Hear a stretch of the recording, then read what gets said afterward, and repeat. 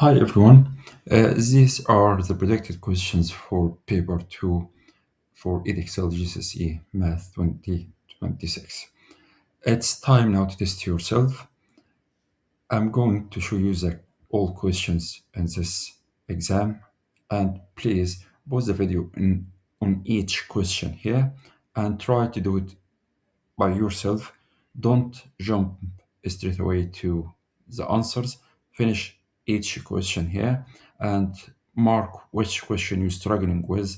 And if you're struggling or you're stuck with any question, then jump to the answer afterward.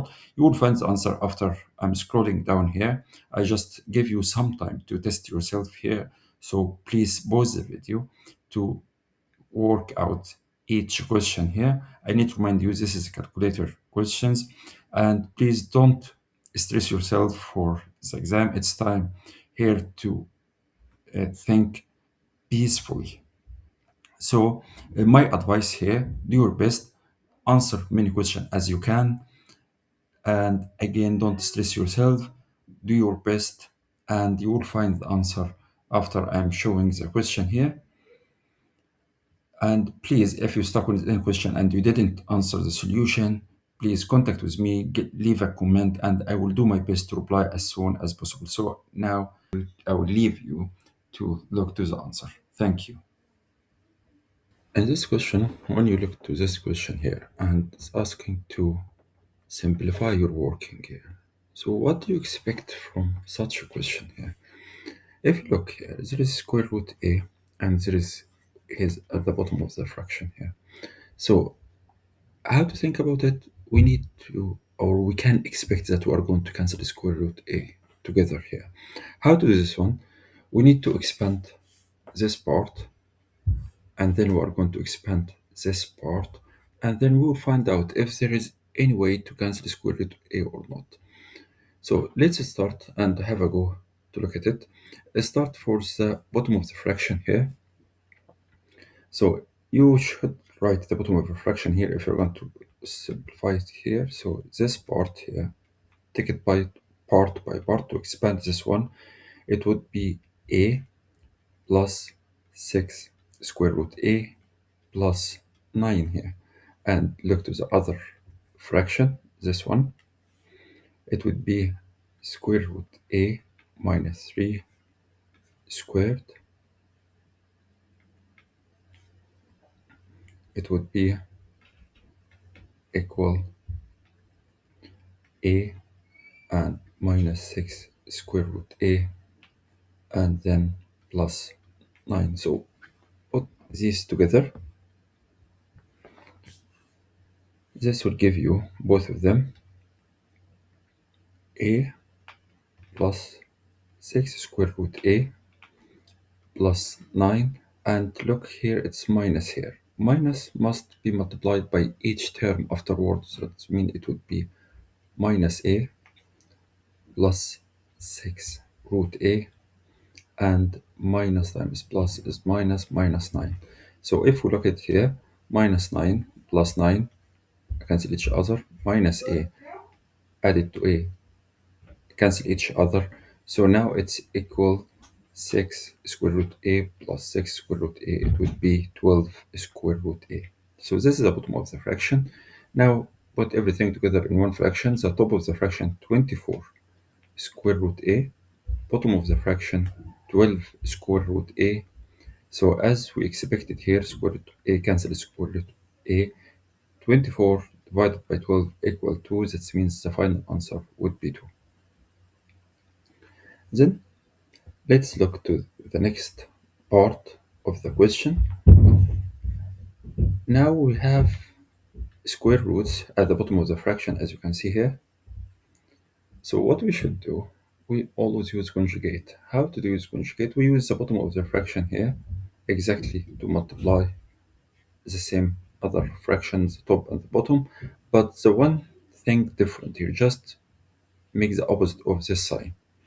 How to do this one? So let's rewrite the question here. 3 square root 7 plus 5 square root 3 divided by square root 7 plus square root 3 times the conjugate, the bottom of the fraction that you know, square root 7 here.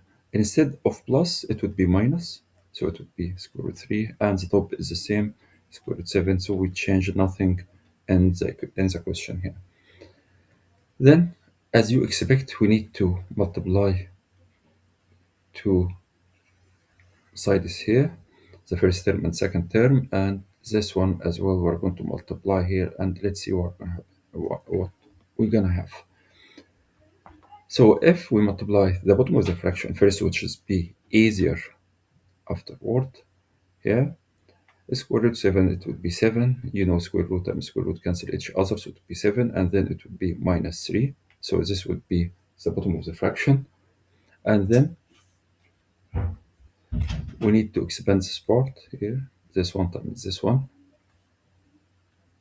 It would be 3 times square root 7 times square root 7, which means times 7. And then we have this part times this part here. It would be minus, because last time minus is minus 3 square root 7 times square root 3, which would be 21. We are going to have this afterward, and then we will have this part normal expanding here. 5 square root 3 times square root 7 would be plus 5 square root 3 square root 7, and then minus 5 square root 3 times square root 3, which is 3. Let's simplify all of these things together here. 3 times 7, 21, minus 3 square root 21, plus 5 square root 21, and minus 15 divided by 4. Okay. Then we can, as you can expect here, look to this part, square root 21, square root 21. We can add this together. So 5 take away 3 would be 2. So we can say 2 square root 21. And then this one here, 21 take away 15 would be 6. So we say plus 6, all divided by 4. So we need now to simplify as much as we can. So we can factorize the top of the fraction. If you look to this part here, this is 6 and this is 2 here, both of them are divisible by 2. So we can write 2 and open bracket square root 21 plus 3 all divided by 4. And now 2 divided by 2 is 1, 4 divided by 2 is 2. So we can write square root 21 plus 3 as divided by 2. Of course, you can get the value in decimals here. This answer is correct because this is calculator exam.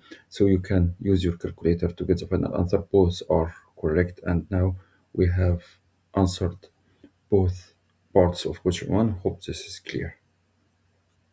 Questions asking you to write this expression in the form of 2 power n. So how to look to this question? You have to look to what's required from you. It's one base, but you have two terms here, and the base is 2 and has any power of n. How to make this one 2 power n here, 2 power a number? Look or think about indices rule, but indices rule, the base must be the same 2, but this one is 1 over 4, but 4 here is multiple of 2. So we can rewrite this one here to become 1 over 2 power 2. So now we have base as a 2 here. So 2 power 400, but the problem here, we have one number at the bottom of the fraction and number at the top of the fraction. So we need to bring this one over to the top of the fraction here. How to do so? We need to use the reciprocal of indices here. So we can bring 2 at the top, but with one condition, the power here have the opposite sign. So if it's a positive sign, make it as a negative sign. So we can rewrite this one now as 2 power minus 2 times 2 power 400. So in this case, we have base are the same 2. So if it's multiplied and the base number is the same, We can add the indices, that's correct. This would be 2, add powers together, 400 added to minus 2 would be 3, 9, 8, and this is the form of 2 power n. So this is the correct answer now.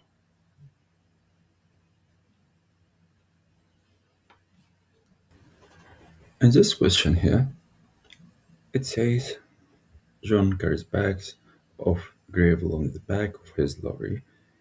Each bag of gravel has a mass of 90 kilograms corrected to the nearest 5 kilograms. So when you read this word correct to the nearest 5 kilogram, even before carrying on, you just have quick indication here. What is the upper bound and what's the lower bound? This is 5 kilogram here.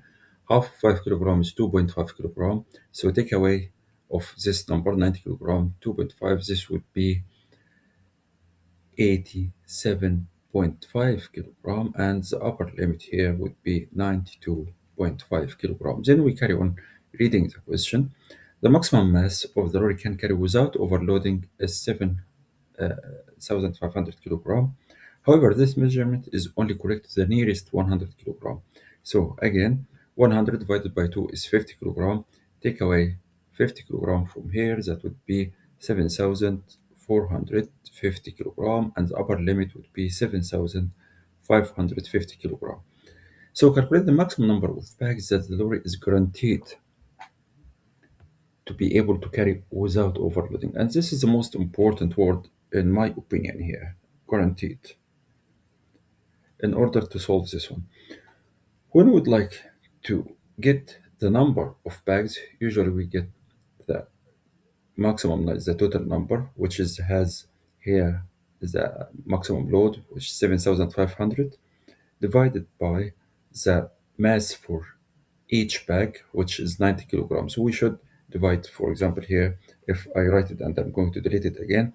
So I should, number of bags, it should be 7,500 divided by 90. So this is a normal situation to get number of bags, but it's telling you guaranteed to be able to carry. So if we use this one, might be the maximum weight, not 7,500, not might be not be 7,550, might be 7,450. So if I take 7,500 or more, this will not be safe. This is be a risk here because you assumed the load is high, but it might be lower here. So we're going to not use the upper bound here, upper limit. So we're going to use 7,450. So this is the lowest here. So this is the safest thing to use. The minimum load could be carried by the truck, the lorry here, divided by mass. What is the number that you are looking for? Do we looking for 90 or 92.5 or 87.5? You should find the number that's the make guarantee scenario here, not the make risk. So what is the safest scenario we should think about it? It would be dangerous here if I assume the mass of the bag is 87.5 or it's 92.5. Of course, if it's 87.5, this is the lowest here. And if it was the lowest here, and if in the real life situation the mass of the bag is more than this one, this it would be a risk for the lorry here. So it's in order to avoid risk here and to avoid the worst case scenarios, that thing we need to assume the worst case scenario. It might be the maximum load of the bag, which is 92.5. So we have to look to 92.5 here, and you use your calculator to do this calculation. It would be 80.54 bags here. Again, what you should write, there is no fractions of bags mentioned in this question here. So shall we round it up? I mean, if this is mathematical numbers and in normal situation, we round this one up here. If rounded up, it's 81 bag. But it might be if we carry 81 bags here, the lorry will have an issue because this is over than the limit here, might be over than the limit. So in order to follow this word guaranteed here, we're going to round this one down here to be in the safe side, to be 80 here. So the final answer of this question, it would be 80 bags here. Hope this clear. I want you to find the region which satisfy the following inequalities here. So when you look to the inequalities here, we need to treat these inequalities as normal equations. So I just replace this one as y equal to, for example, here. So when you replace y equal to, you need to draw the equation represent y equal to. Look to this y-axis here and find 2. What is 2 on y-axis? You will find it's here. So we need to draw the line at y equal to. So have look to this one here, and then we need make line here, and then say it's y equal to, isn't it? And then go to the easy one, y equal x here. If you look to y equal x, so this is y equal x, y equal x. So that means if x equal 1, y equal 1. If it's x equal 0, y equal 0. If it's x equal 2, that means you need to draw line represent this is a relation here, which we need to change the line just to make it,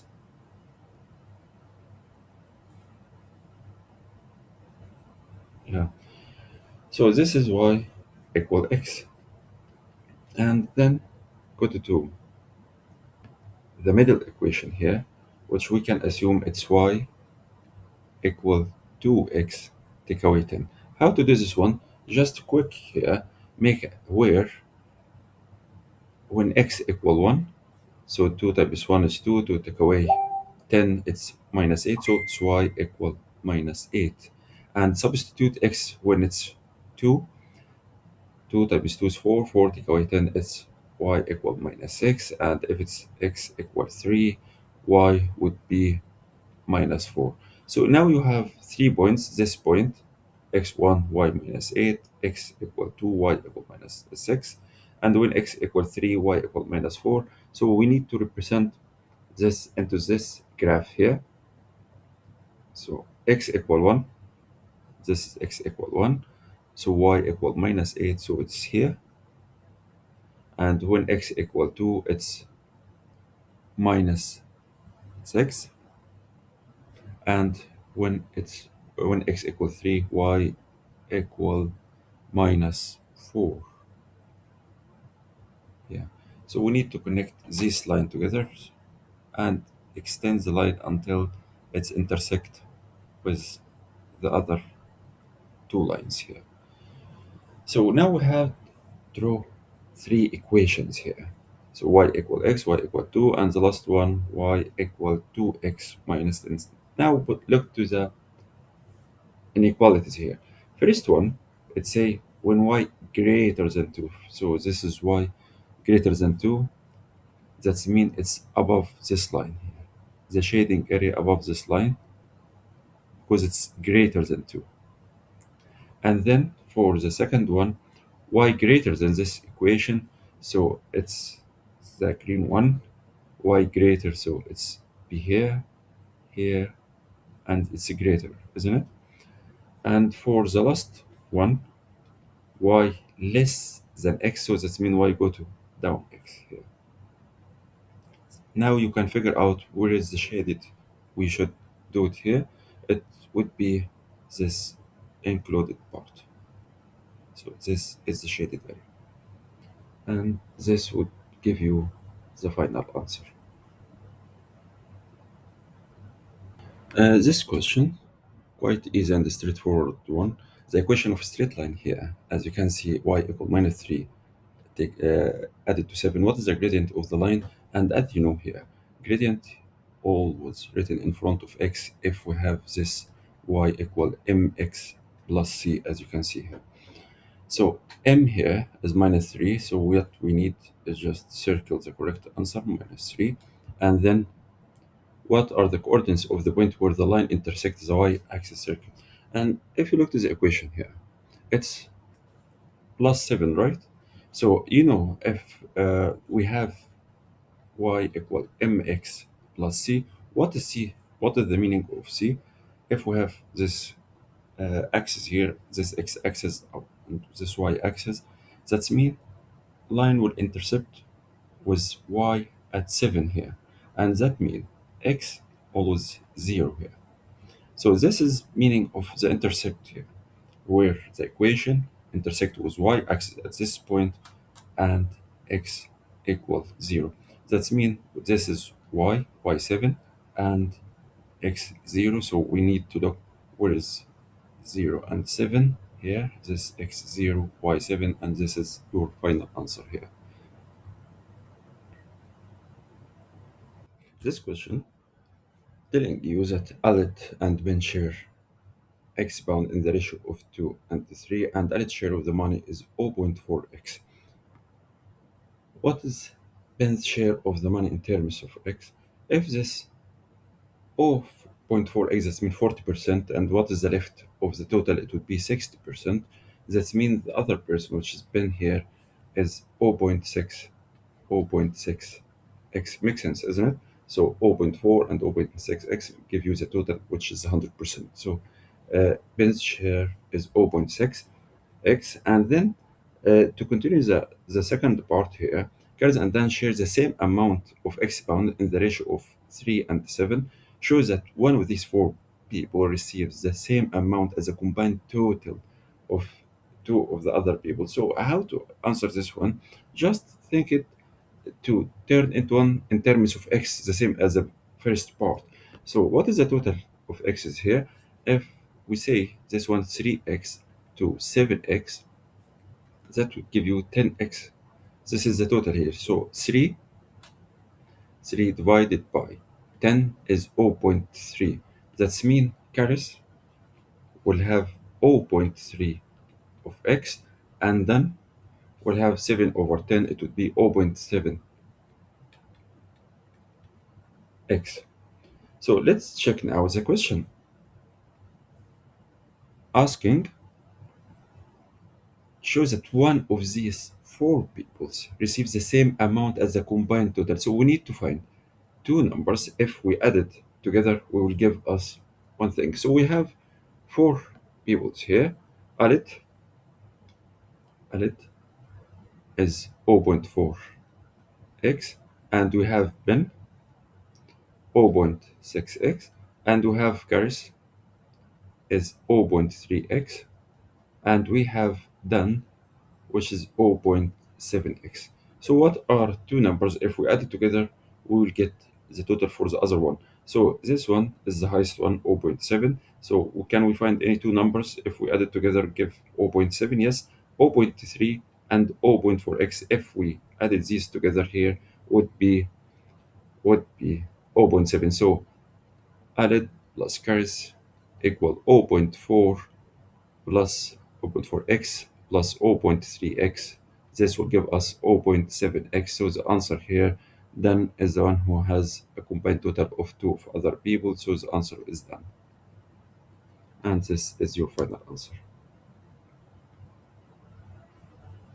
This questions enlarge the given triangle by scale factor of -2. So here when we look to -2, what's mean minus? Minus is the opposite of each line. So if this line here, that means the new one would be to the other side. If this one to the upward, the other one would be downward, and so on. So using point A as a center of the enlargement here. So this is point A here. This is the point A. So we're going to start from this part. As you can see, it's -2. Minus, when we explained, it's the opposite. 2 means it will getting be doubled, isn't it? So we need to count how many squares here. 1, 2, 3, 4. That means we're going to go to the opposite because it's -2. So it would be until 4, isn't it? So if 1, 2, 3, 4, 4 times 2 is 8. So we say 1, 2, 3, 4, 5, 6, 7, 8. So this is 8. So now this becomes the opposite here. And This edge now, it's the same this edge, isn't it? Because it's the opposite. We do reflect around A because it's minus here. So this is go up by 1, 2. That means it will go down by 4 because it's the scale factor is 2. So 1, 2, 3, 4. So this is 4. And then we close our shape. And this would be the final answer. Yeah. At lunchtime on Wednesday, a cafe had 19 customers, and 7 of these customers bought a meal and a drink. And this represented here at the intersection between the two circles. 2 of these customers didn't buy a meal or a drink, which written outside of the circles. And then the total number of customers who bought a meal was twice the total number of the customers who bought a drink. These are the twice of this. So how to do such question here? There are 2 ways. The easier way is to go over trial and error here. We are limited by 19 customers, so it will not be long shot for calculate the doubled numbers. Let's start, for example, with 7 and 14. These are 2 numbers here, 7 and 14. And then we can go to, if it doesn't work, we can go other 2 numbers, 8 or 16, 8 and 16, or might be 9 and 18. And let's double check. Let's start with the first one here, 7 and 14. So if I start with this one, this for meal and this for drink, as meal twice as a drink. So if it's 14, that means this one would be 7 because 7 plus 7 is 14, isn't it? And drink would be 0 because 0 plus 7 is 7. So now let's count here. 0 plus 7 is 7. 7 plus 7 is 14. 14 plus 2 is 16. But the total number, 19 customers. So this one doesn't work. Let's try another one. The next one would be 8 and 16 here. Let's check if the total of the customers are 18 for the meal. That means this would be 9 because 7 added to 9 is 16. And for drink people, this would be 1 because 1 added to 7 is 8. Now let's count how many customers we have. 1 added to 7 would be 8, added to 9 would be 17. 17 added to 2 would be 19, which this is the right number. So this is the correct number. We have 9 for meal and 1 for drink. So we need to erase this one here. So this is your answer for this part. And then when one of these customers is chosen at random, what's the probability that this customer bought a meal? So we need to count how many customers bought a meal here. We have 9 who bought meal only, and those guys also bought meal. That means we can say here that number who bought a meal, number of customers who bought a meal, 9 plus 7 equals 16. And the total number is 19. That means the probability here is 16 over 19. And you can write in decimal as this is a calculator exam. So, and this is your final answer here. Questions? Clara records the time she spends writing each of 240 text messages. She finds the following. The greatest time is 1 minute 5 seconds. The range of the time is 6 seconds. And you'll find out here that everything written in seconds here. So we need to convert this one before we carry on as seconds. So 1 minute, we know 1 minute is 60 seconds. That's mean here the greatest time is 65 seconds. and the range of the time is 60 seconds. You know the range is the difference between the maximum and the minimum. That means 65 take away what equals 60. That means the least time would be 5 seconds, isn't it? And then the median is 45 seconds. Let's plot what we got so far here. Uh, but first we need to have appropriate scale into x-axis here. So we can see the 65 second is the largest number. So that must be included here, so must be considered. So if, for example, we start a little bit higher than 65, say 70, so if it's 70 here, let's double check if this will work or not. And this one 60, and this one 50, and this one 40, and this one 30, 20, and 10. So it's perfect here. It's 0 here. So we can use this scale here, and we must label it. So this is the seconds, this is the time in seconds, so we must write this one, otherwise you are going to lose marks. To time in second, and we said the greatest time is 65 seconds. Let's go to 65 seconds. So here is 65 seconds, and then the range time 60. So from this one we got the least time is 5 seconds, so the range is 60. 65 take away 5 seconds, 60. That's correct, just need to double check here. And then 5 seconds, and the median is 45 seconds. Let's look to the 45 seconds would be here, and the lower quartile is 23, and you know the lower quartile is 25%, isn't it? So 25% is the lower quartile, which is 23 seconds. So 23 seconds would be here. This is the lower quartile.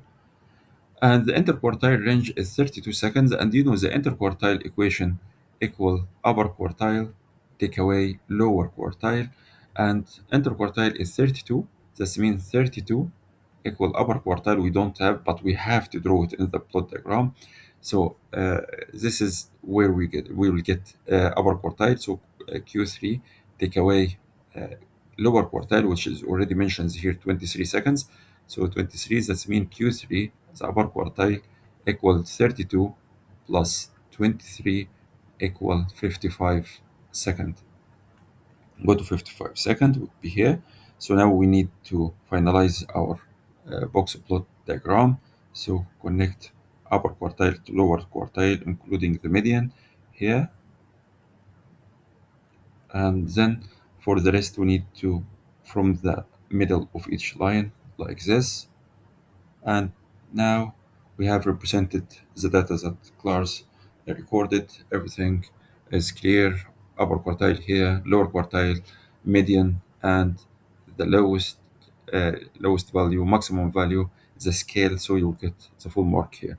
How many of these texts took Clara more than 23 seconds to write? So how to calculate this one? There is no numbers here.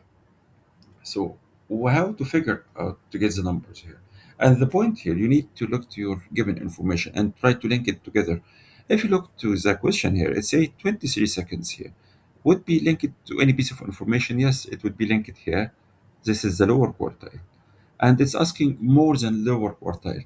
And if this is the lower quartile, so anything more, that mean will represent the 75% because the lower quartile itself is 25%. So if we try to represent any imaginary scale here, just to understand things here, lower quartile is 25%.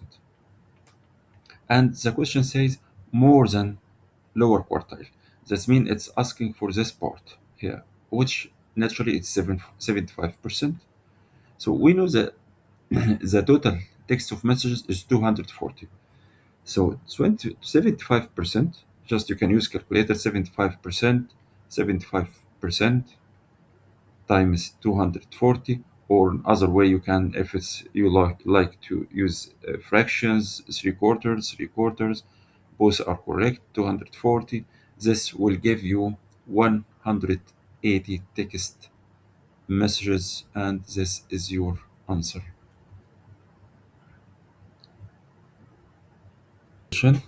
Uh, Four quadratic graphs are sketchable. Draw a line connecting each graph to its equation. One has been completed for you. And as you know here, if the bracket here x take away 2 must be related to plus 2 here, and if it's plus 2 within the brackets, that means x equal minus 2 because we need to rearrange afterward. So x plus 2 go to the other side. As you remember this, it would be minus 2. You know this. Let's check this one. This graphs here, quadratic graphs. So what information? Quadratic graphs means x square, and it's happy phase, that means it's positive. And if this one minus 4, that means within bracket it would be plus 4. And this one 0 here, that means we can say x minus 0 or x plus 0. In both cases it would be only x, and here it would be x plus 4. So we need to look for something x plus 4 times x, which you can find it here, this one. Then look to the next graph. It's minus 4 here, and if it's minus 4 means it's x plus 4, isn't it? But the question here, x plus 4, this is quadratic, that means it must be x squared and plus, but there is no information. It's only one point of intersection. That means the two brackets that you will get, it will have the same answer, x plus 4. If it's you solve this one, it will be x equal minus 4, and we need another brackets as well to give you the same answer, which is minus 4. So two brackets. So we need to find something similar, have x plus 4 times x plus 4 or x plus 4 squared. Let's double check here if we have. Yes, we have this one here. As you can see, this one x plus 4, that's the meaning here. We have two brackets, x plus 4 times x plus 4, which both brackets will give you the same answer as x equal minus 4. So we need to link this one here. For the last graph, this one here, this one sad face, that means x squared would be one of x's would must have minus here. So let's figure out how many equations have x minus. This one, nope. This one, no x was minus, no x was minus, no x was minus, no x was minus here, no x was minus there. This is the only one have x was minus. This is no x was minus. So even without continuing, this is only one have sad face. So it will be this shape. It would be this equation here. And this is your final answer.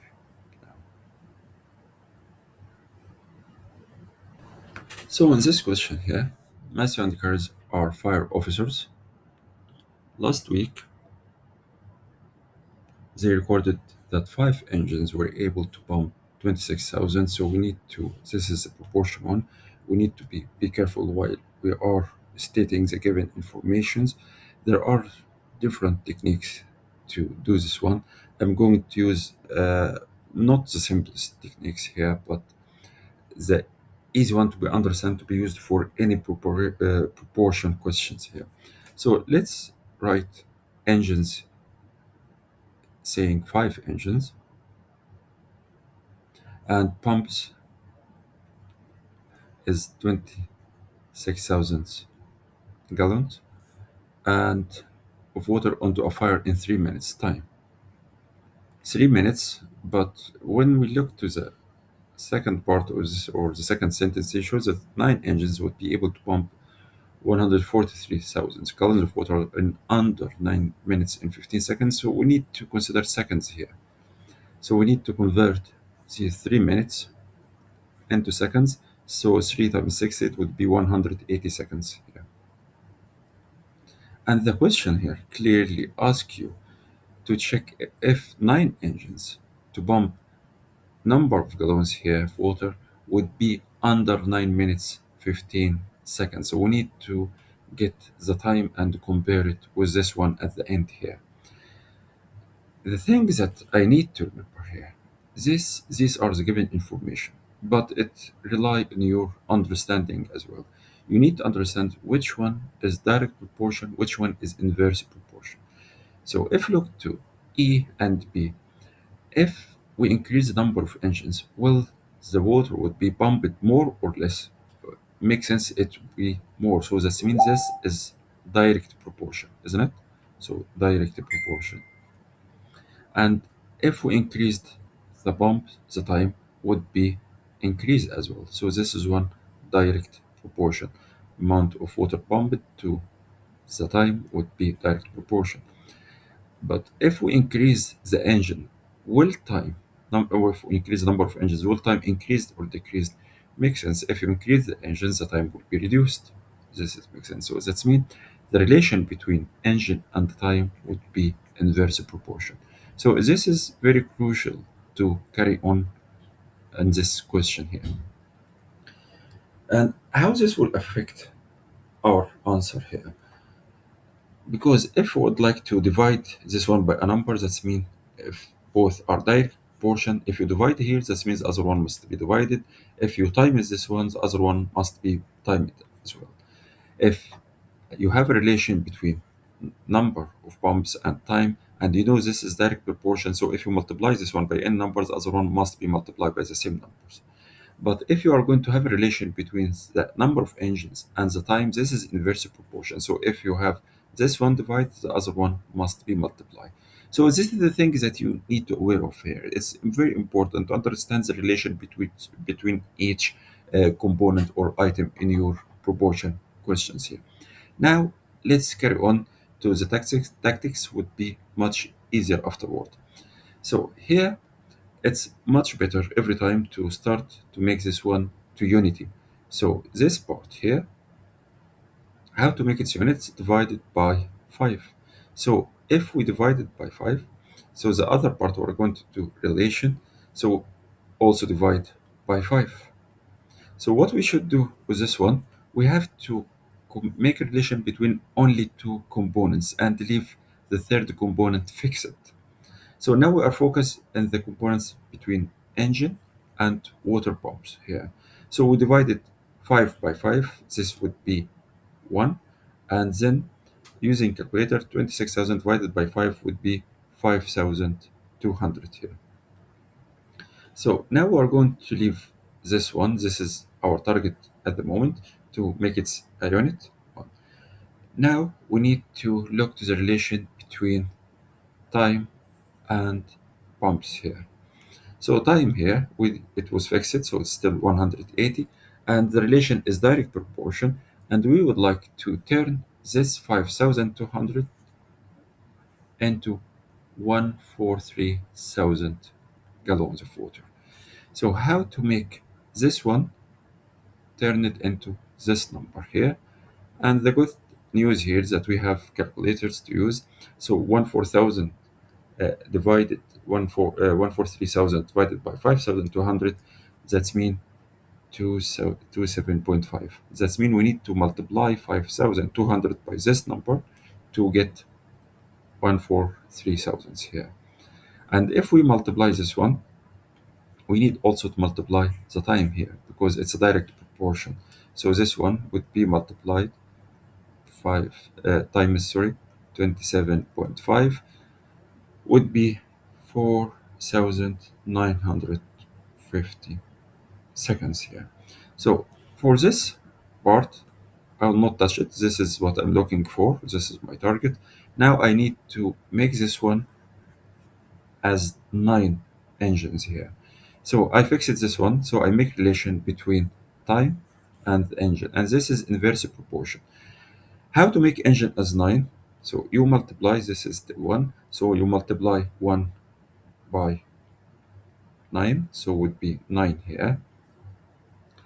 And if we multiplied engine by 9, as this is in inverse proportion with the time, we need to divide this number by 9.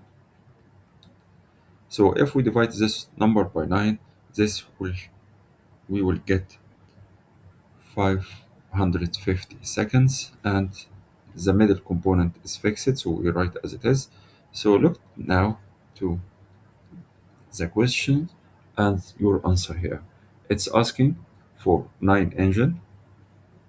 We already got 9 engine here. For number of gallons, 143,000. So we already got it here. And to check if the time under 9 minutes and 15 seconds or not, 550 seconds. We know 9 minutes means 540 seconds, and there is extra 10 seconds here. That means this one equal 9 minutes and 10 seconds, which is under 9 minutes, 10 seconds, under 9 minutes and 15 seconds as mentioned in the question here. So, and this is your final answer. Hope this is clear. In this question, ABCD cyclic quadrilateral in a circle with a center O, and ABC is 126 degree. Write down the size of each of the angle X and Y here. So this is X and this is Y. Let's start with X. So as you can see here, this is cyclic quadrilateral, and you know the opposite angles must, the total of opposite angles must equal 180 degree. So in this case, it would be 180 degree, take away 126 degree, equal 54 degree. And you have to write the reason here. And the reason, as this is opposite angles, opposite angles of a cyclic quadrilateral lateral total equal 180 degree. So now go to the second part here. It's asking about the value of angle y. As you can see here, angle y is a center and connected by 2 points A and C on the circumference of the circle, and these 2 points have met there. This is the case where this angle must be double of this angle here. That means if this one 54, so 54 times 2 is 108 degree.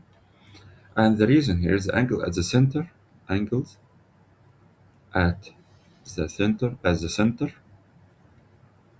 is double the angle, is double the angle at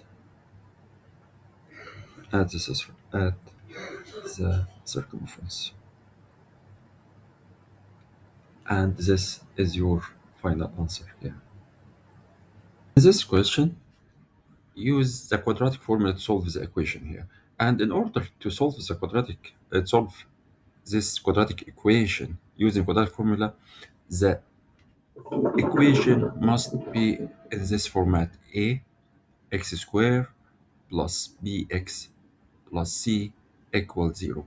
But as you can see here, it's not in this format. So what we need to do, we need to make it in this format here. And as you know, when you look to this one, this fractions added together here, and we are going to follow the same systematic approach when we add fractions here. What we should do is that normal thing here, the bottom of the fraction, go to multiply the top of the fraction of the other term, and the denominator here multiply denominator here, and both denominators multiplied each other, isn't it? So we can write in such ways here. We can write like 3x take away 7 plus x take away 2 divided by x take away 2 multiply 3x minus 7, isn't it? And all equal 1. And now we need to bring over in the same level. So this is divided position here, bottom of the fraction, bring it over to the other side as multiply. So we can make it like this: 3x take away 7 plus x take away 2 equal x take away 2 3x minus 7. From now on, we need to expand this part and then simplify everything together, and we need to bring everything in one side to be similar to this one, to be equal 0. So if we need to rearrange, we're going to bring every side here, simplify these things here. So that means 3x plus x is 4x, minus 7 minus 9, and then equal 3x squared minus 7x minus 6x plus 14. So what we need to do, we need to bring over minus 9 to go to other side would be plus 9, and 4x go to other side as minus 4x. So we can simplify it like 0 equals 3x squared minus 17x plus 23. So it doesn't matter where 0 is, if you need to just make it common looking as you used to. So 3x squared minus 17x plus 23 equal 0. From now on, you can understand where is a. This is a, the coefficient of x squared, and 17 minus 17 here is b, and plus 23 is c here. And then you use the quadratic formula, which is x equal minus b plus minus square root b squared minus 4ac divided by 2a. And you substitute each number here, and then we will get two values of x, which would be, if you use calculator, you will get two values here. X equal 3.43 and x equal 2.23. The things that I need to point out here, the common mistake what the students do for exact this situation here, when b is minus 17 here. Some students usually get math error or wrong answer or wrong numbers here. Minus 17, while you do your calculator here, inside under this square root, you must keep minus 17 within the bracket and then square it here.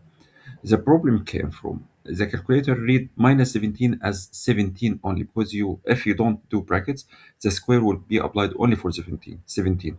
So the most important thing here, when you substitute b square in your calculator, I needed to put in such format here, please.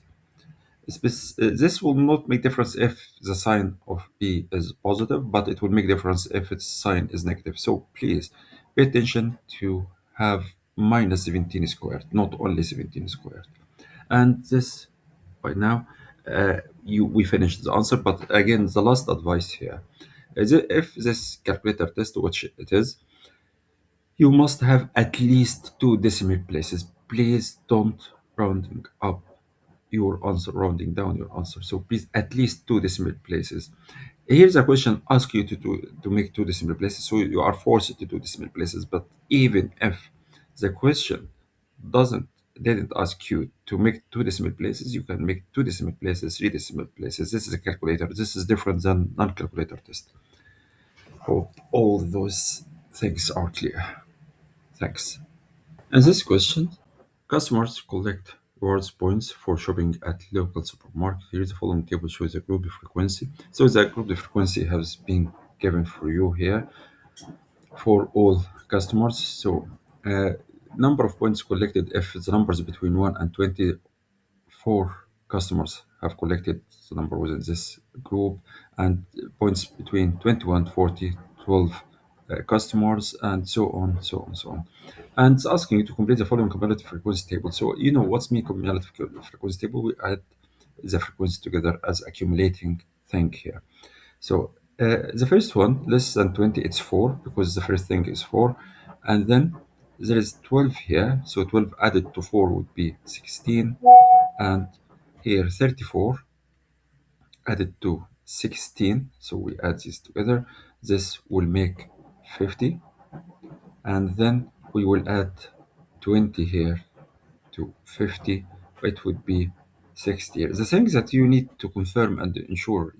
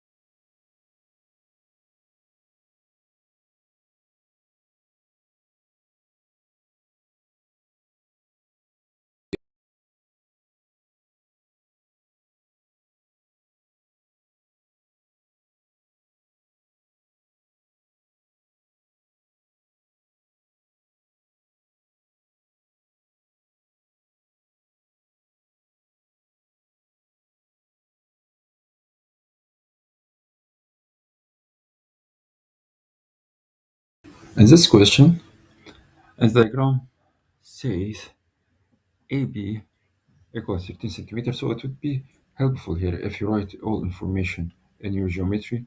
13 centimeter AB, AD is 17 centimeter, BC is 19 centimeter, DC is 11 centimeter, and it asks you about the size of angle X.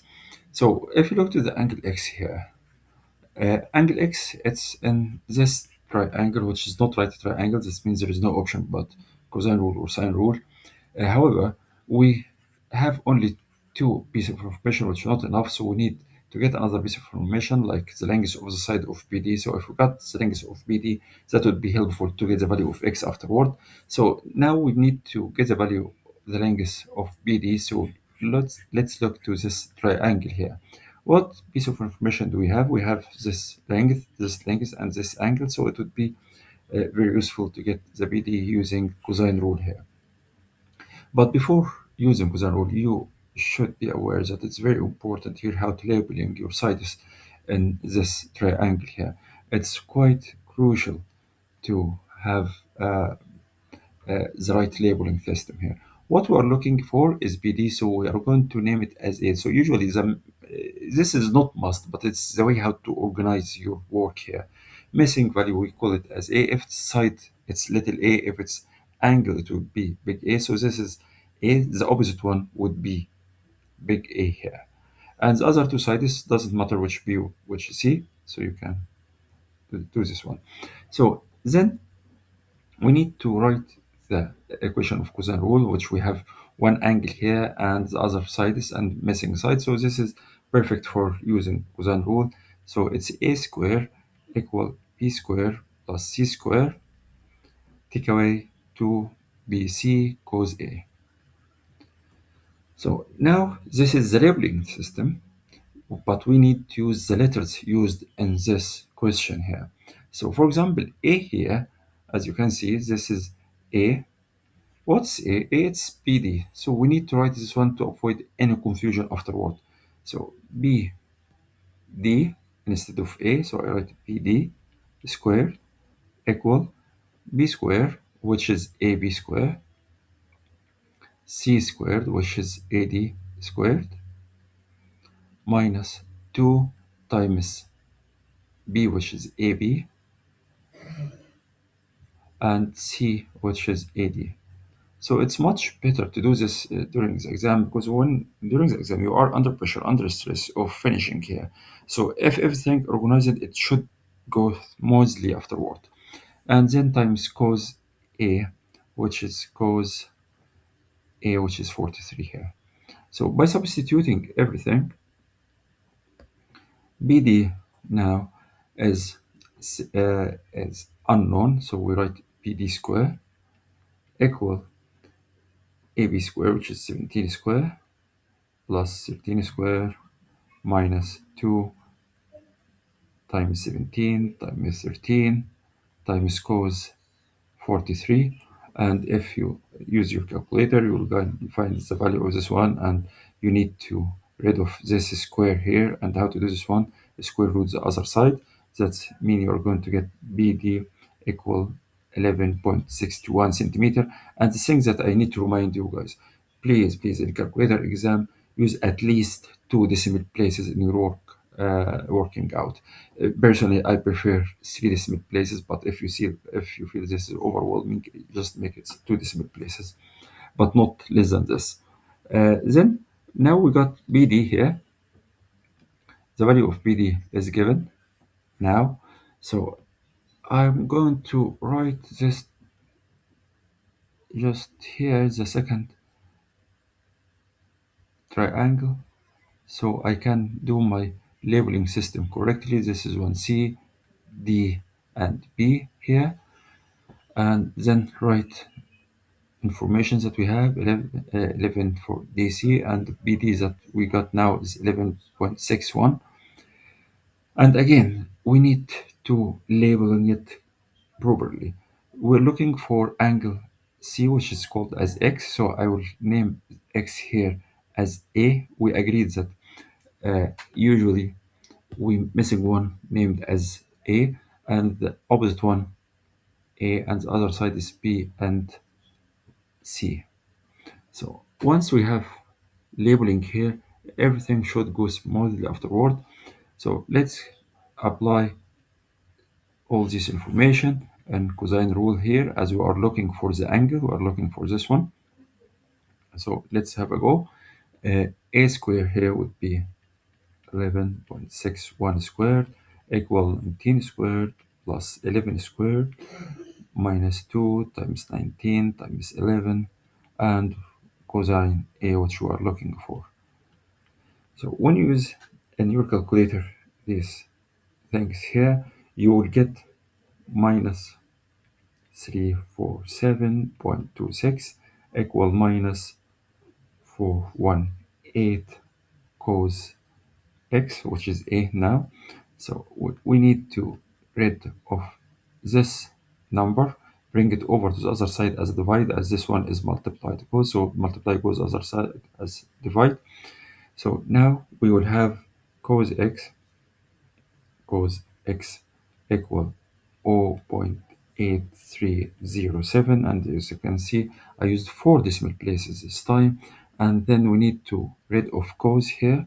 So what we should do for cos here, bring it over as cos minus 1, so it would be x now equal cos minus 1 of 0.8307, which will give you the angle of 33.82 degree. So you can leave it as it is, and then you say it's around 34 degree.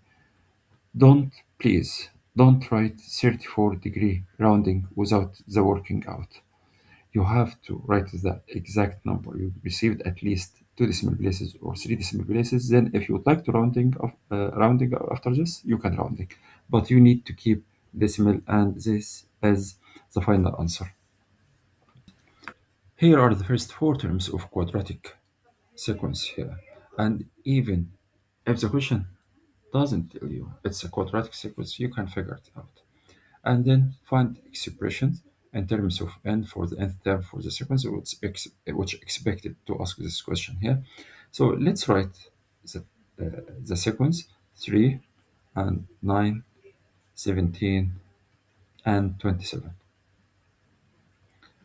So let's check the difference between each part here. Between 3 and 9, the difference is 6. And between 9 and 17, it's 8. And between 17 and 27, it's 10. Here from this one, we can recognize it's quadratic thing. It's not linear expression, it's quadratic expression because the difference is changed here. So let's carry on here. So we need to find the difference between 6 and 8. It's 2. And between 8, 10. Now it's fixed difference.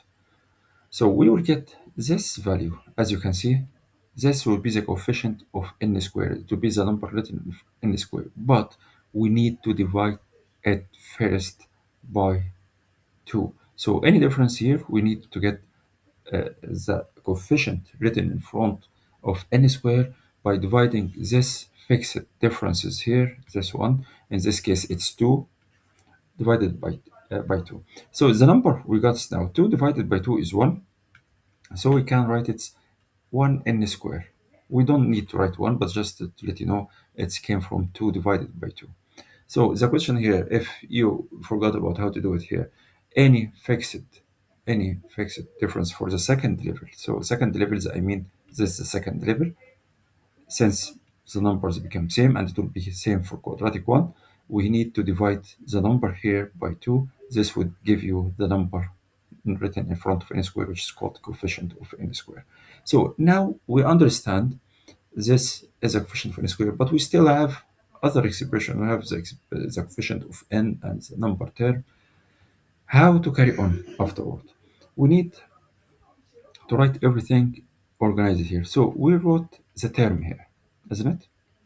3, 9, 17. Now we need to write n squared. Now it's 1 n squared. So now if n equal 1, this means this become 1. And if n equal 2, 2 squared. So if n equal, and instead of n equal 1, n equal 2, 2 squared it before, and then we try if it's 3, 3 squared is 9.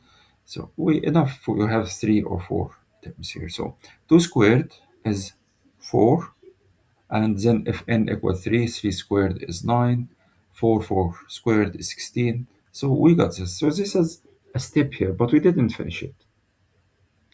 The next thing we need to calculate the term. Take away n square, 1n square here. So let's try, check. This is the term, this is the n square. Term take away n square equal 2. So we write 2 here. And then this is the term 9. Take away 4 is 5. So we write 5. And then 17 take away 9 is 8. Is 8. Yeah. So you can carry on, but this is enough for us. However, if you prefer to carry on, 27 take away 16, it's 11 here. Now check the difference between each one. The difference here is 3, 3, and 3. So it's a fixed. So now this n thing, you know that this is the difference here, usually attached to n. So it would be 3n now. So as we got 1n square, we need to write, now we got 3n here. But again, if we write 3n, 3n, if n equal 1, it would be 3. If n equal 2, 3 times 2 is 6. And then 3 times 3 is 9 here.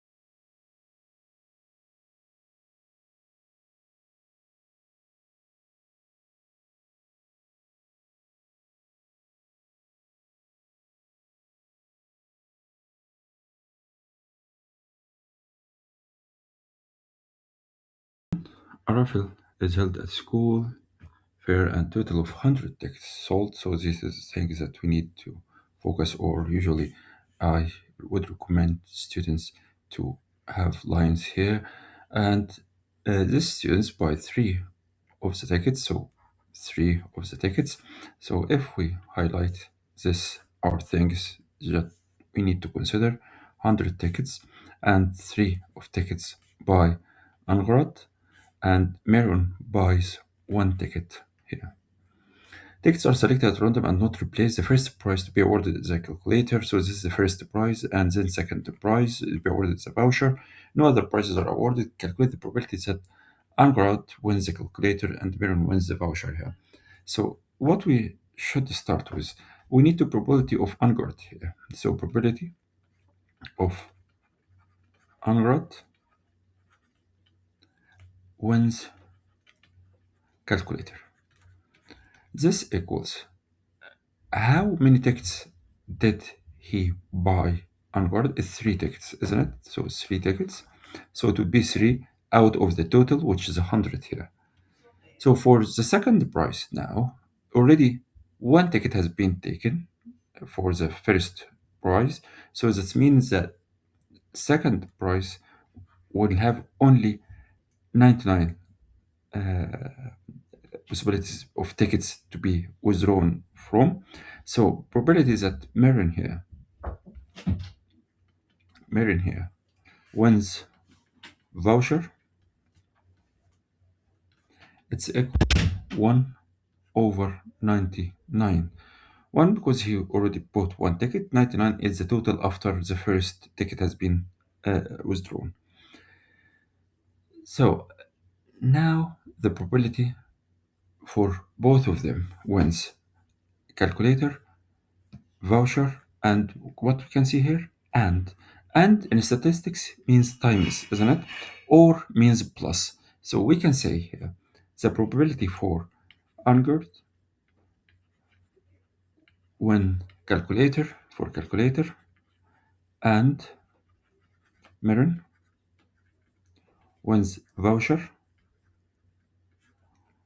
it would equal the probability for both of them 300 and means times 1 over 9, which would be 3 over 9900. So this is the answer for the first part. And when we go to the second part here, calculate the probabilities that no one wins the prize apart from Angard. So we have, let's talk about the probability here. What is the options here? Might be both of them. Either wins both, so Angard might, because he has 3 tickets, so might be 2 tickets out of his 3 might be win. So this is one options here. Angard win both awards, calculator and vouchers, which might be 3 over 100 total, and then now he will have 2 tickets left, so one of these 2 tickets out of the total now is 99, so this is the first possibility here would be 6 over 9900.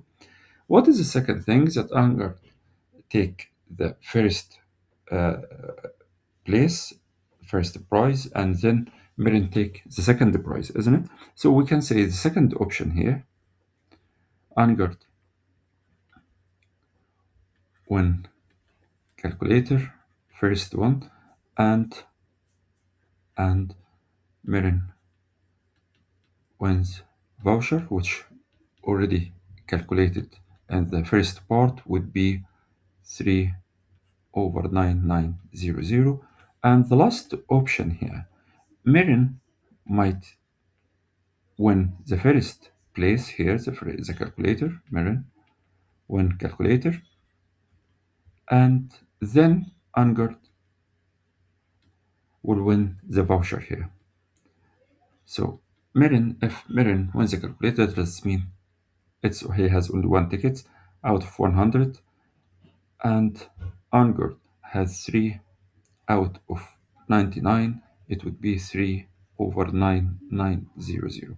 But the question here says, if you read the question, it says or here. And what does it mean? Or means we need to add these possibilities together. So how to write this one? We write probability for no one apart from Angert, no one apart from Angert, and or Mirren, or Mirren, or Mirren wins a prize, wins a prize. So we need to add everything together. 6 over 9900 plus 3 over 9900 plus 3 over 9900. Denominator all the same, so the answer would be 12 over 9900. You can simplify, you can leave it as it is. It will not affect your mark afterward, and this is your final answer. Sarah's distance from the start for the first part of the race shown in the graph below. So we can look at the question here, estimates Sarah's speed 20 minutes. So the first thing to read these questions here, look to y-axis. This is the distance. Look to x-axis, time taken in minutes here. And what's the question asked about? Speeds at 20 minutes. 20 minutes is here, but what is speed is?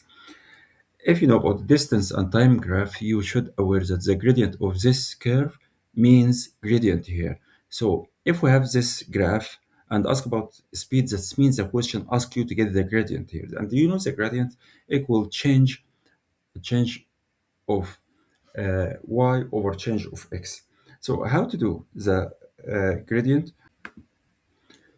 After we draw this one, we need to measure the change of y and the change of x. So change of y is from this point and go to here at the beginning of this point. So this is change of y, this part here, this one, a change of y. So change of y, delta y equal 2 take away 1, 2 take away 1 equal 1. And if we go to change of x, so change of x from this point to this point is around 26 take away 13 equal 13.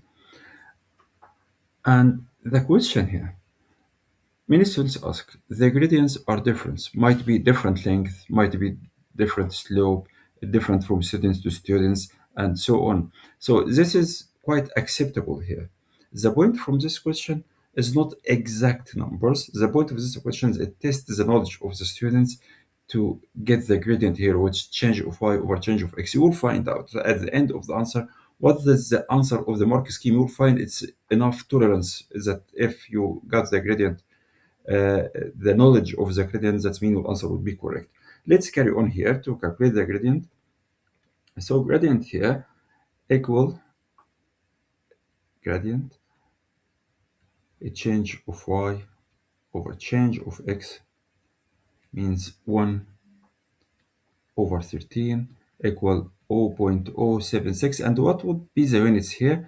A change of y is kilometer, and what is x? It's minutes. That means kilometer per minute, isn't it? So the question here telling you or asking you to calculate your answer in miles per hour. So we need to convert this one kilometer to miles and minutes to hours. How to do this one? First start with hours. So if this minutes and we need to convert to hours, we need to multiply it by 60. So convert to hours 0.076 times 60 would be 4.615 kilometer per hour. Now we need to convert kilometer to miles. You know that 1 mile equal 1.6 kilometer, and you need to memorize this. So convert to mile. And since the information given in kilometer and we're going to go to mile, we need to divide the number that we have by 1.6. So it would be 4.615 divided by 1.6. That would be 2.88 miles per hour. And when you look to the mark scheme, this is the final answer here. What the mark scheme accept? It accepts from 1.5 mile per hour to 3.75 mile per hour. Any answer you get between these two numbers, your answer is correct. And this is the final answer here. Questions. A train manufacturer has developed a new braking system. The velocity time graph, so the graph is velocity time, and telling you a story about trying to braking system here, and then estimate the train deceleration at time 60 seconds. So look to where is the time axis. This is x-axis. So look to x-axis. Here x-axis time, and y-axis is velocity, and asking you at 60 seconds. So this 60 seconds here, that's mean your gradient must be here. Why the gradient? Because this is velocity time graph, and any velocity time graph, the gradients means acceleration here. And since it's stopping now until to the rest, that means it is deceleration. So if we have gradient here, so we can estimate the deceleration. Once we draw the gradient here, we need to check which point we have here. Here is it's 40 at x here, and at y it's around 31 because it says estimate here. So do your best to get the right number, and at this point it's x around 74 and y 12.5. So the gradient is to measure a change of x and the change of y. So let's write here gradient equal change of y over change of x, and you know this. So change of y here, 31, as you can see, this is 31, and take away 12.5, 31, take away 12.5, and then divided by x, which x here 40, take away 74, so 40 take away 74, this would give you minus 0.54, and you can expect why this negative sign here, because this is deceleration. So you can write deceleration here, deceleration. Since you write deceleration, you don't need to add negative sign, equal 0.54 meter per second square. And this is your final answer for this part here. Then go to the second part of this question. Calculate an estimate of the distance traveled by train from instant the brake are applied until come to the rest. And in order to measure the distance here, what we should do, distance traveled for velocity time graph means distance. So the area under the curve means distance for velocity time graph. So how to do this one? There are two ways to calculate the area under the curve here. Either using equation of trapezium rule or split into many strips of trapezium rule. Here we are going to split this to 4 parts, this part, this strip, and this strip here. That means if we have this one, this is the first trapezium, and this is the second trapezium, and third trapezium, and then the last one is normal triangle. So here, this is the point, so we can get what is this length here. It's y, we can say it's the first y node, equal 36. We can see here, this is the 36. And for second y, we call it as y1, equal 34. And at this point here, we say y3 equal 20. Sorry, 29. Yes, it's 29, around 29.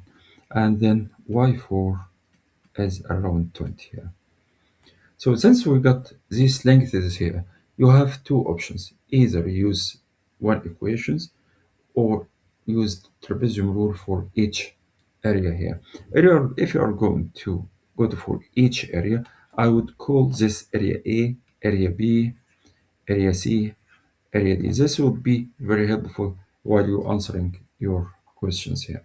So if we are going to use the equations that we talk about it, the equation here said total area equal height over 2 times y0 plus y4 plus 2 times y1 plus y2 plus y3. And if you are struggling to memorize this one, this is the first length, this is the last length, these are the lengths in between here. And the height here, this is the width of each strip, which we mentioned the width here is 20, as you can see, between 0 and 20, 20 and 40, 20, 40 and 60 and 20. So back to this one. So if you applied all dimensions that we used here, equal the width is 20 over 2, 36. The last length is 0 plus 2, and the middle length here, y1, y2, y3 would be 34. We said 29, we said 20, and then we will got, after using your calculator here, it would be 20 meter. Many students prefer to go for this equation. Personally, I'd like to go to do it strip by strip, area by area for each one. So I could say if alternative answer here, alternative answer area equal A, area A of area B plus area C plus area D. And the area of A is trapezium here. You know the trapezium is A plus B over 2 times height, which 36 plus 34 divided by 2 times height. Here is the width plus second one, 34 plus 29 divided by 2 times its width plus 29 plus bracket 29 plus 20 divided by 2 times 20, and then area of triangle here is 20 times 20 over 2. This will give you exactly the same answer here, would be 20 meter. If you have any question, just contact me, please. Hope all these are clear. So this is the second part and final answer of it. Given this equation here and ask you to rewrite it in such form here. So the first thing, when you look at the question here, we need to link this one to what has been required here. This one is the fourth root, and there is nothing here related but this one, x4. And we know that x4, if we would like to move power to the other side, we have to root it in the same level here. So let's try to rearrange and check here. We write rearrange. So x4 equal x squared plus 5, as we need to move minus x squared to the other side would be plus, minus 5 to other side would be plus. So at this case, if we look to what is given here, x squared, it's here, plus 5 here, so you are in the right path. So let's carry on. If we try to rid of power 4 here, we need to take fourth root, so take fourth root for both sides. That would be x equal fourth root to cover everything the other side, x squared plus 5, which is required now. Then go to the second part here. Starting with x naught equal 1.5, use the iteration formula. And then it says 3 times, so we need to get x1, x2, x3 to get the answer. We know that x naught, as it's given here, it's 1.5, and x n plus 1, that means if it's x0 here, this would be x0 as well. So we have to write here first iteration,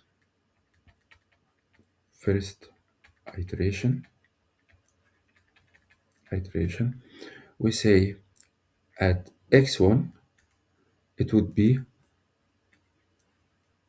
fourth root x0 square plus 5. And why is this one? If this one, that's mean here n plus 1, it would be 0 plus 1.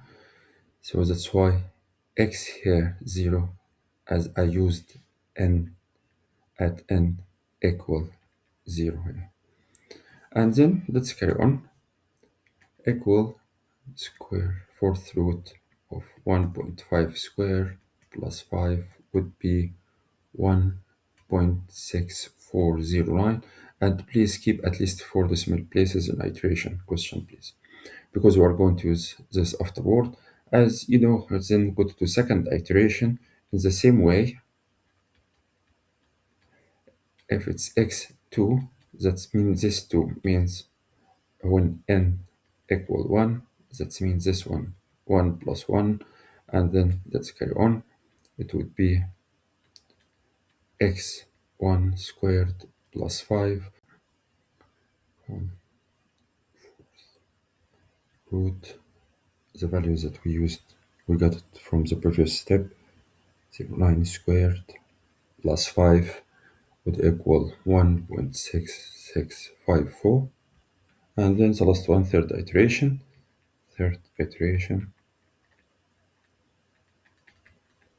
We say x3, and x3 here means when n equal 2, that means 2 plus 1 is x3 equal fourth root for x2 squared plus 5 equal fourth root for the number we got from the previous step. 1.6654 squared plus 5 would equal 1.66898. So now after we write the final answer in 4 decimal places, you can round up afterward, so as estimated. So it would be 1.67, and this your final answer. This question, you have two similar shapes, and if you read the question here, telling you the volume for each shape, smaller one and the greater one, and also give you the area of the smaller prism here, and ask you to calculate the area of the larger prism. In such similar questions here, you always look to what data you have been given. So this one for the volume, so we need to get the volume of the scale factor of these two shapes. So we write volume scale factor equal 3821 divided by 569 would be 6.7153. The thing here is that we got this scale factor when we had the volume for the similar shapes here, but it's asked for the area, so we can't use this scale factor straight away in order to get the area. We need to have some modification for this scale factor. What we should do here, we can't again to get the scale factor for the area straight away. We need to get length scale factor first. This is the only way to get the right answer. So as you know here, if I have volume and there is area and there is length here, in order to convert the scale factor from the volume to length, it would be cubic root here. And then if we need from length, scale factor the length, in order to calculate area, we need to square it. So now we have volume, here. We need to cubic root it in order to have the scale factor for length. Once we have scale factor for length, we need to square it to the area. In order to remember this, usually I'm recommending you remember this is centimeter cube, and you'd like to convert centimeter cube here, look to centimeter, so we need to cube root. And this one, if this one centimeter, and we'd like to bring it to the area is centimeter square, so that means we need to square it. This is the best way to remember this. So let's carry on here. We need to cubic root for volume scale factor to get length scale factor here. So cube root of 6.7153, this would be 1.8866. Notice something, in calculator exams, we always have at least 3 decimal places or 4 decimal places. The safest thing is keep 4 decimal places here. And once we have a scale factor for length, we can get the area scale factor by squaring the number we have, which is 1.8866 squared. This would be 3.5594. So now we have the area of the scale factor. And the questions telling you the area of the smaller prism is 29 centimeter squared. So we need to get the area of the large prism here equal 29 times the area scale factor that we got it here. This would give you 103.22 centimeter square. If you want, then rounding after you write your answer in decimal place, then rounding afterward, it's up to you. Both are fine, but never skip the decimal places in calculator exams. So 0.3 centimeter squared. And this is the final answer. In this question, the frequency table though shows monthly rainfall for the 5-year period from January to December 2014 and ask you to complete the frequency density and complete the histogram below. So the first thing to do it here, we need to look to the width of each group here, and then we need to calculate the frequency density. And to calculate the frequency density, we have the number, the frequency here, divided by the class width. So what usually we recommend students here to do, to have like a small column here, and write the column width quickly here, 50, and this one, 25, 75 take away 50, 25, 100 take away 75 is 25, 125 take away 100, 25, and this 25. Here 200 take away 150 is 50, 300 take away 200 is 100. The main reason behind this one, during the stress of the exam, you might mistake this one if you don't write it. And then use calculator to find the frequency density here. 10 divided by 25 is already done 0.4. 10 divided by 25 here is 0.4. 7 divided by 25 is 0.28.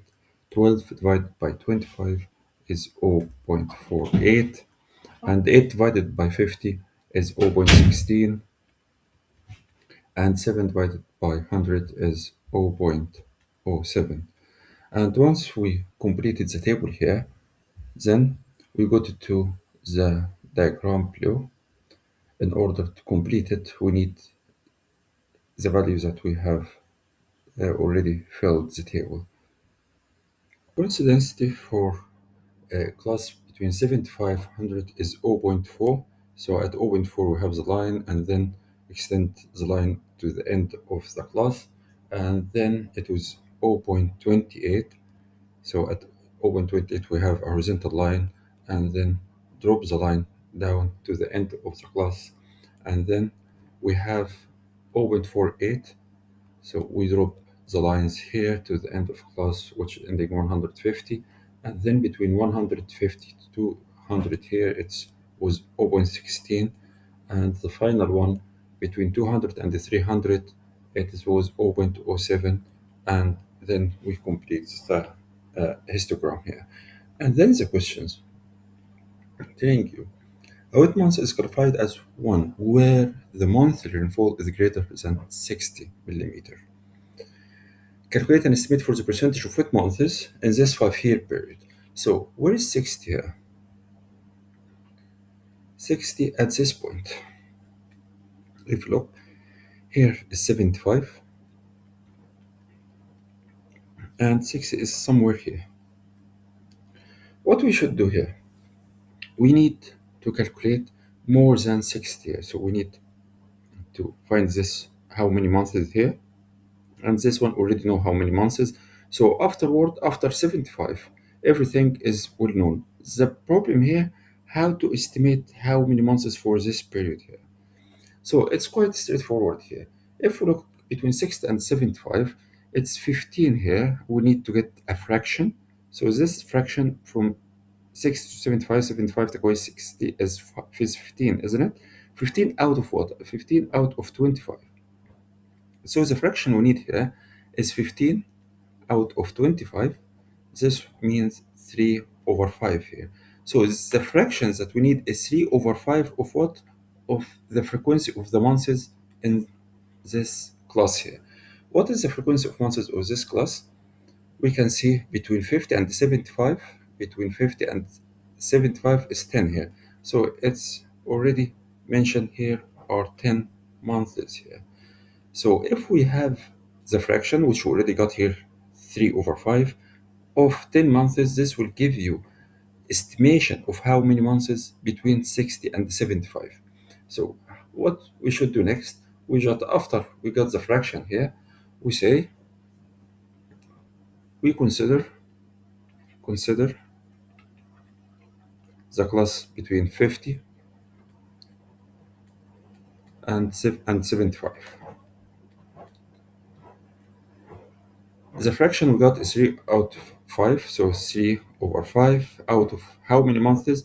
For this class is 10 months, but we are just interested about 3/5 of this class. So 3/5 of 10 months here would be 6 months here. So now we understand the estimation telling us here for this part here, this part here is 6 months. So this 6 months, and afterward we have everything. This part 6 months, this one 10 months, and between 100 and 125 7 months, and then 12 months and 8 months and 7 months. So we are going to add all of this together. We say number of wet months above 60 millimeter rainfall here, it would be 6 plus 10 plus 7 plus 12 plus 8 plus 7 equal 50 months here. But the questions, as you can see here, in this 5 period time here, and 5 years period time, how many months? 5 times 12 is means 60 months, and we have been asked to get the percentage. That's mean the percentage here, percentage of wet months equal 50 over 60 times 100 would be 83.3 recurring percentage here. And this would be your final answer.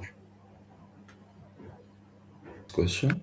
There are two functions, g and h, and the question asks you to find g of 16 here. And when we say g of 16, that means instead of g on function of x here, it's 16. So we can understand that any x would be replaced by 16. So what you just need to do, g of 16 and replace any x in the equation here by 16. So it would be 2 times 16, take away 5. This will give you the final answer for this part would be 3. And then go to the second part. And the questions here ask you to find hg minus 1 of x. And look to the order here. The order start with h and ending with g minus 1 x. That means g minus 1 is the input here. So we look to the end of the given expression. Means this is the input. First, we need to get the value of or the expression of g minus 1. And as we explained previously, how to get g, the inverse of gx, which is g minus 1, the easy way here to start writing, replace gx by y, and then rewrite the equation here,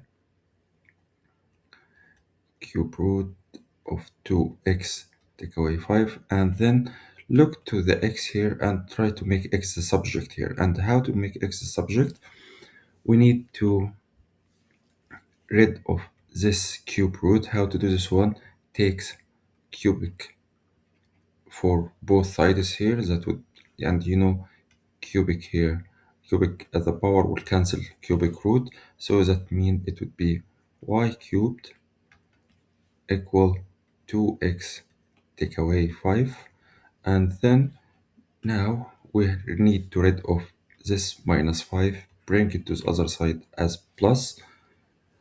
So it would be y cubed plus 5 equal 2x, and this would bring us to make x subject by bring 2 over. If it's 2 times here, bring it over as a divide, isn't it? So now we have x equal y cubed plus 5 divided by 2. Now return to the part of the question g minus 1. Now how to get g minus 1? Replace Now replace x by g minus 1 and y by x. This is the safest way to get inverse of function here. So now g minus 1 x equal x cubed plus 5 divided by 2. Let's look to the question here. It's asked about h times g minus 1. G minus 1 is the input here. Input of what? Of h here. That means any x of h function would replaced by the value of the inverse of function here. Let's look. What is the equation of h? It's 1 over x. That means we need to replace x here by this function here. So let's write down here h g minus 1 function of x. H is 1 over x, so 1 over, instead of writing x, I will replace it by the input here, which is x cubed plus 5 divided by 2.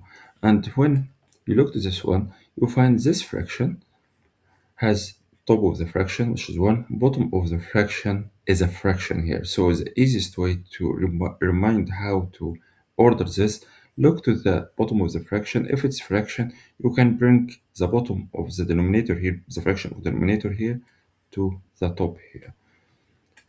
So that would be equal 2 over x cubed plus 5.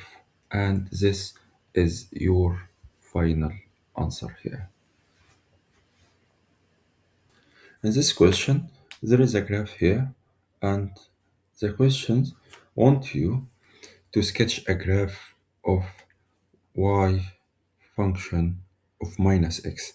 And if you found minus here associated with x within the bracket, that means the question want you to multiply each x by negative. So if this one negative, turn it into positive. If this one negative, turn into positive. If this one positive, turn into negative. That means it will be reflected around y axis here.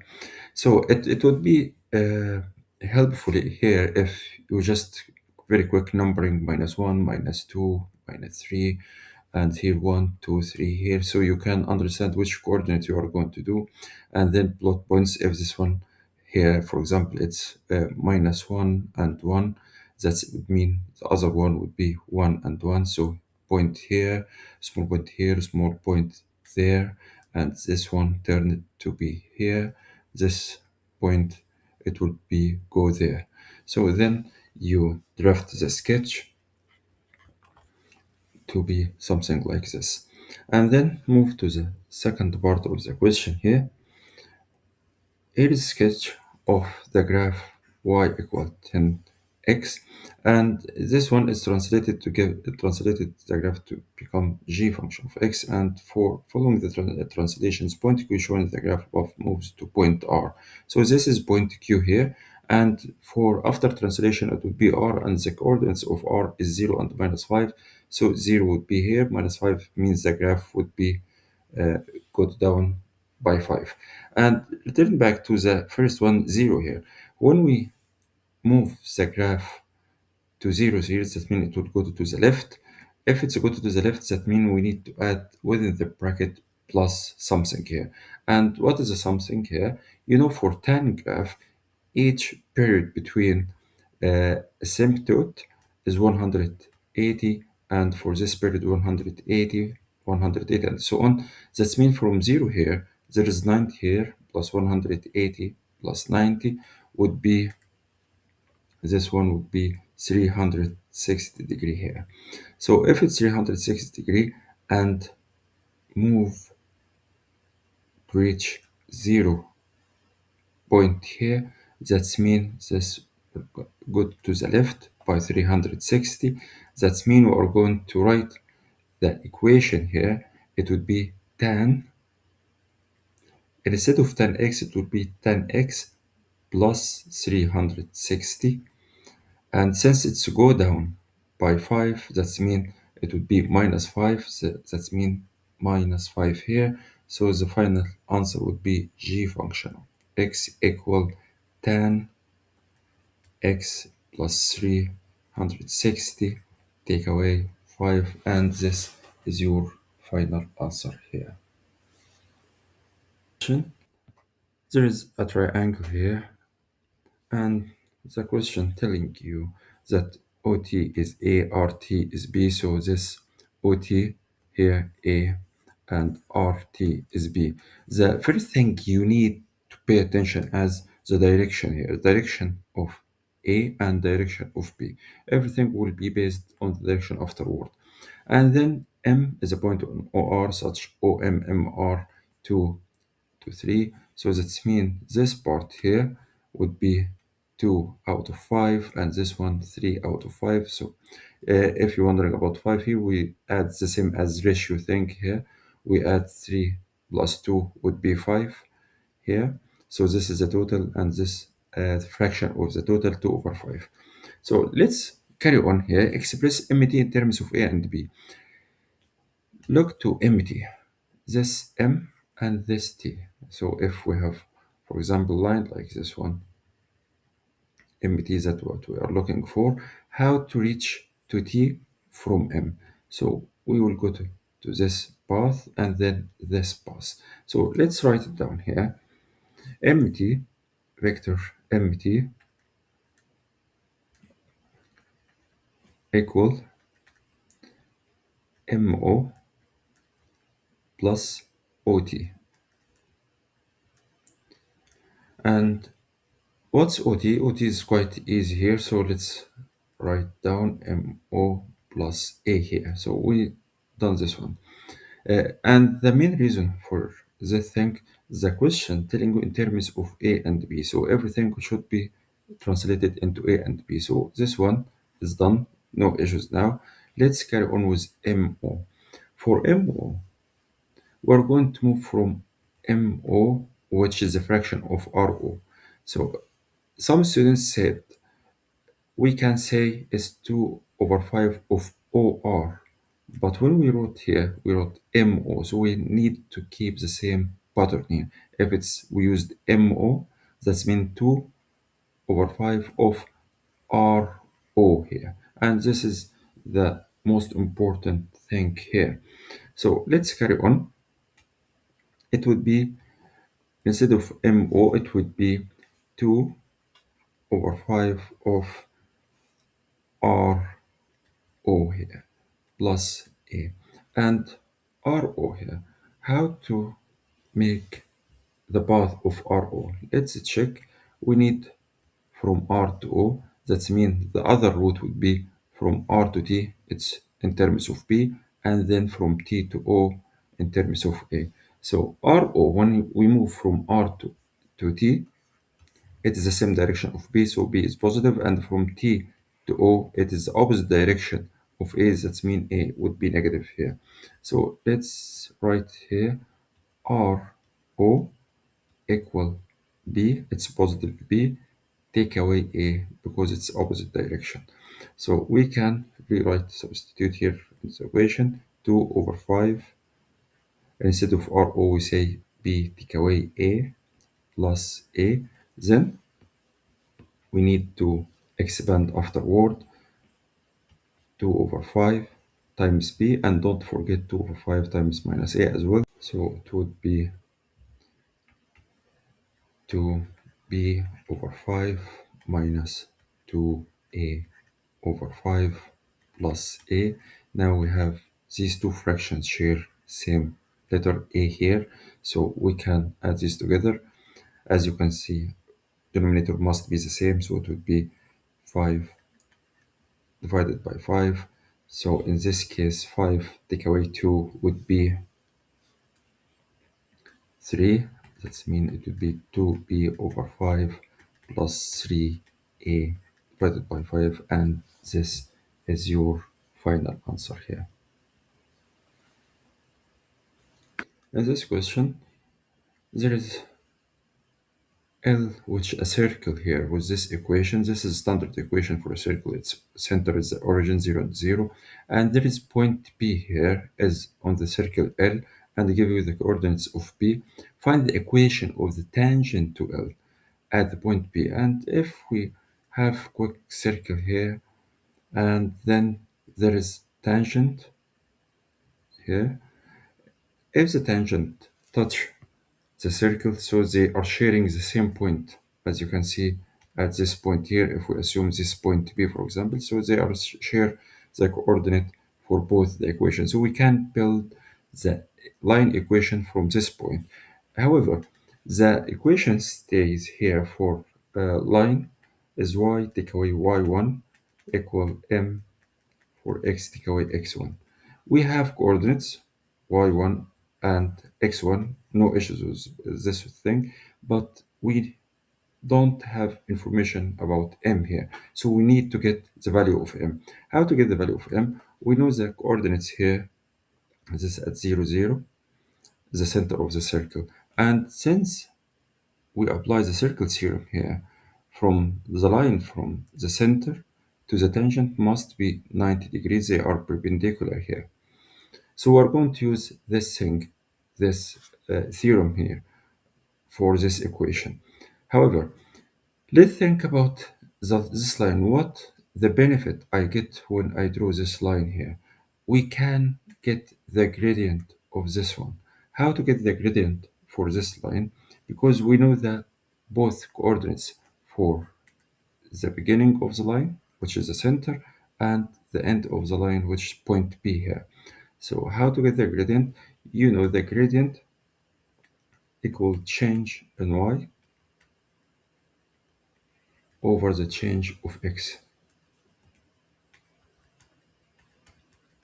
which would be here in this case. This is y2 square root 7 over 2 take away 0 divided by 3 over 2 take away 0. This will give you the gradient here square root 7 divided by 3. You can use calculator, decimals is accepted here. Then you know that since these are perpendicular here, that means the gradient for the tangent here times the gradient of the circle here would be equal -1. So if we call this is the gradient for the circle MC and this gradient for the tangent or line tangent here, we can write down here that MC, since they are perpendicular,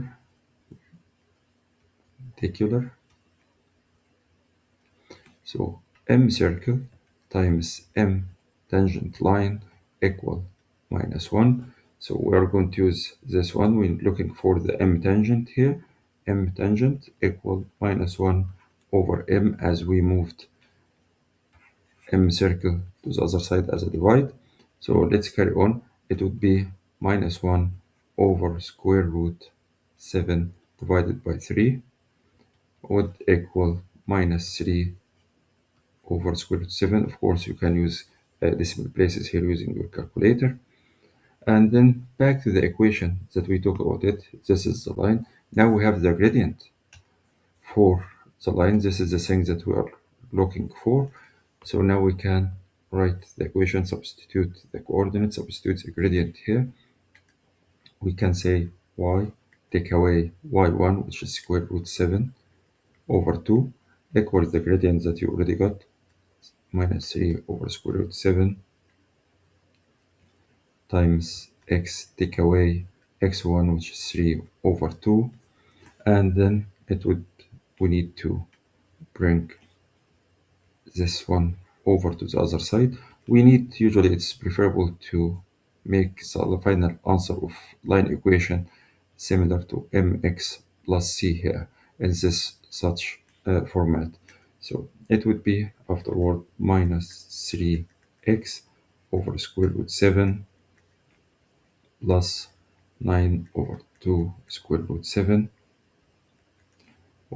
I just expanding this part here, and then we moved this part as plus there. So it would be plus square root 7 over 2, and this, after simplifying, adding things together, it would be minus 3x over square root 7, and then I added these together. You can use calculator to do get the answer in decimal for each term here, plus 8 square root 7 divided by 7, and this your final answer now. Want you to draw a graph of this equation here. And if you look at this equation, this is the standard equation for the circle, its origin 0 and 0. And as you know, this number is r squared, the radius is square. Use your calculator, you will find you have to square root this one, you will find r is equal 0.5. So 0.5, if you look to the graph here, we need radius 0.5. You will have your compass here and open this distance. It would be this one 3.5, and draw your circle. You will make circle something like this. So this is the equation here, which has already been drawn for you, and hence find estimate for the solution of simultaneous equation. We have this equation, we already draw it. We can get the solution through two ways here. Usually algebra is more accurate, but since we have a graph here and say estimates, it most likely asks you to draw the line here and find the intersects, and these intersects would be your answer. So that's the question we want you to do. Look to this one, how to represent the line here. You can rearrange here. So I say y equal 1, take away 2x, as we moved 2x to the other side as minus. And the best way to do this one, just say when x equal 0, that means y equal 1. When x equal 1, y equal minus 1. When x equal 2, y equal minus 3. So 3 points is enough to draw your line. So now let's draw the line here at x equal 0, y is equal 1. So this is the first point. When x equal 1, y equal minus 1. So this is the second point.